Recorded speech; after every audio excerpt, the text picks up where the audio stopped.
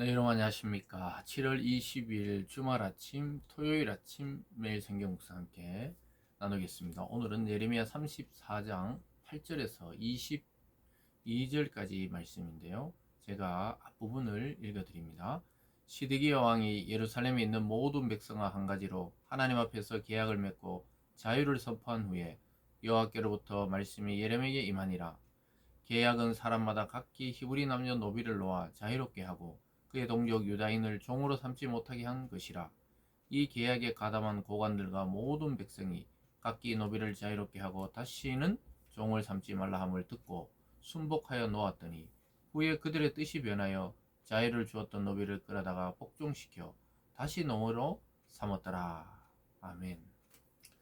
오늘 본문의 내용을 중심으로 한결같은 마음으로 하지 않았을 때, 한결같은 마음으로 라는 제목으로 말씀을 증거하겠습니다. 오늘 하나님께서는 이 이스라엘 백성들, 특히 멸망하기 직전에 이 시드기야 왕 때의 개혁에 대해서 하나님이 말씀하고 있습니다. 그러나 이들은 하나님께 순종하는 듯 했지만 또 얼마 안 가서 다시 불복하는 것을 보게 됩니다. 그래서 우리가 하나님 앞에 태도에 대한 문제를 좀 말씀할 수 있겠는데요. 하나님 앞에 우리 입장이 변하면 안 되는 것입니다. 한결같은 마음으로 하지 않았을 때 결국은 하나님도 그들에 대한 심판을 그대로 집행하시고, 하나님이 그들이 먼저 변심했기 때문에 하나님도 그 마음이 변해서 그들에게 다시 기회를 주려고 했던 것을 거둬들이는 그러한 예언들이 오늘 이어지고 있습니다. 그래서 우리가 신앙생활은 완벽한 행위, 완벽한 순종을 할 수는 없지만 우리가 그리스도 안에서 우리의 신앙적 태도, 하나님을 향한 마음의 자세는 변함이 없어야 하겠습니다. 먼저 시드기야의 개혁과 백성이 불복하는 것을 보게 되죠. 11절에 아까 보면요. 후에 그들의 뜻이 변하여 자유를 주었던 노비를 끌어다가 복종시켜 다시 노비로 삼았더라. 하나님이 그들에게 원래 자기 동족 히브리인들, 즉 유대인들끼리는 종이 되지 못하도록 그렇게 말씀하셨는데 그들의 형제인 그 사람들 중에 노비로 삼아서 노예로 그렇게 삼았던 것 같아요. 그래서 하나님이 그들을 놓으라 해서 놓아줬어요. 그래서 그들이 그렇게 하면 자기들이 심판을 받지 않고 멸망하지 않을 줄 알고 놓아주었습니다. 근데 그들이 잠시 바벨론이 소강 상태에 빠지고 공격이 느슨해졌을 때 그 마음이 변했어요. 그래서 다시 불편하니까 노비를 끌어다가 복종시켜서 다시 노비로 삼았던 것입니다. 그래서 이것은 원래 이스라엘엔 노비 제도가 없었죠.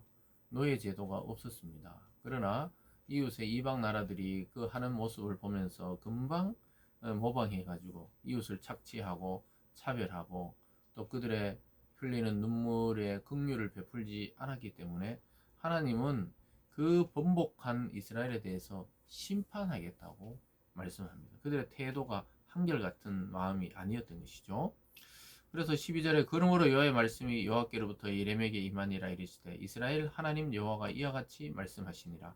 내가 너희 선조를 애굽 땅 종 집에서 인도하여 때 그들과 언약을 맺어 이르기를 너희 형제 히브리 사람이 내게 팔려왔거든 너는 7년 때에 그를 놓아줄 것이니라. 그가 6년 동안 너를 섬겼은데 그를 놓아 자유롭게 할지니라 하였으나 너희 선조가 내게 순종하지 아니하며 귀를 기울이지도 아니하였느니라. 이렇게 말하면서 원래 하나님이 7년 돼서 그 해방, 그 희년이라 그러거든요. 그래서 기쁨의 해가 되는 것이죠. 모든 노예를 놓아주는.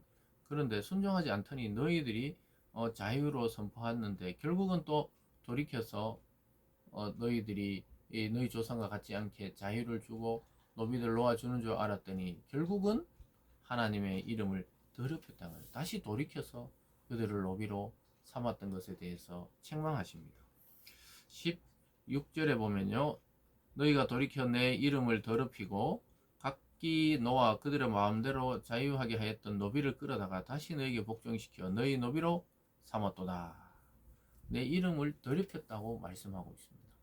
하나님의 말씀을 듣고 해방했던 노예를 다시 끌어다가 노비 삼은 것은 하나님의 이름을 욕되게 했다는 거예요. 사람과 사람과의 관계가 아니라는 것입니다.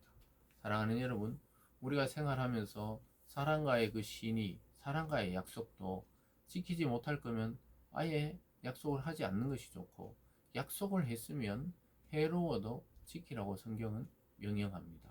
왜냐하면 그게 하나님 앞에서 약속이 되기 때문입니다.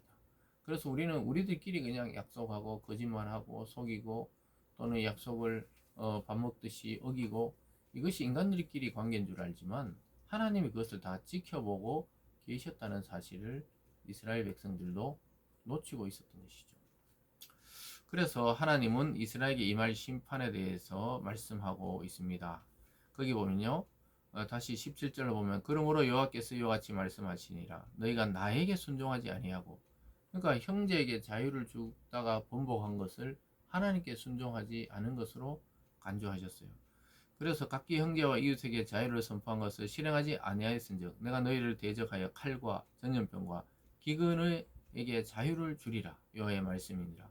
내가 너희를 세계 여러 나라 가운데 흩어지게 할 것이며, 너희가 자유를 줬기 때문에 나도 너희에게 칼과 기근과 전염병, 그러니까 하나님의 심판을 주지 않으려 했는데, 너희들이 그들의 자유를 다시 억압해서 너희 마음대로 했기 때문에 나는 오히려 칼과 기근과 전염병에 자유를 주겠다. 이 말이 뭐냐 하면, 전쟁과 기근과 전염병이 너희들에게 자유롭게 임할 것이라고 심판을 선포하고 있는 것입니다. 쭉 내려가 보면요, 21절에 또 내가 유다의 시드기야 왕과 그 고관들과 그의 원수의 손과 그의 생명을 찾는 자의 손과 너희에게서 떠나간 바벨론의 군대의 손에 넘기리라. 결국은 잠시 소강 상태에 있던 그 바벨론의 침공이 다시 와서 너희를 그 손에 잡혀서 가게 하겠다고 이야기하고 있습니다. 사랑하는 여러분, 하나님이 기회를 주실 때 그 자유를 선포하는 것으로 그들의 죄를 씻으려 했을 때 완전히 그 형제 히브리인들을 놓아줬어야 되는데, 다시 좀 느슨해지고 전쟁이 소강 상태에 빠지니까 옛 생각이 나서 다시 그들을 데려와서 다시 노비로 삼았다는 것이죠. 악한 행동이죠. 그래서 하나님은 안 되겠다는 거예요. 그냥 원래 예정대로 바벨론의 손에 그들을 넘기겠다고 말씀하고 있습니다. 그리고 완전히 처참한 황무지가 되게 하겠다 그래요. 22절 끝에 보면, 내가 유다 성읍에 주민이 없어 처참한 황무지가 되게 하리라.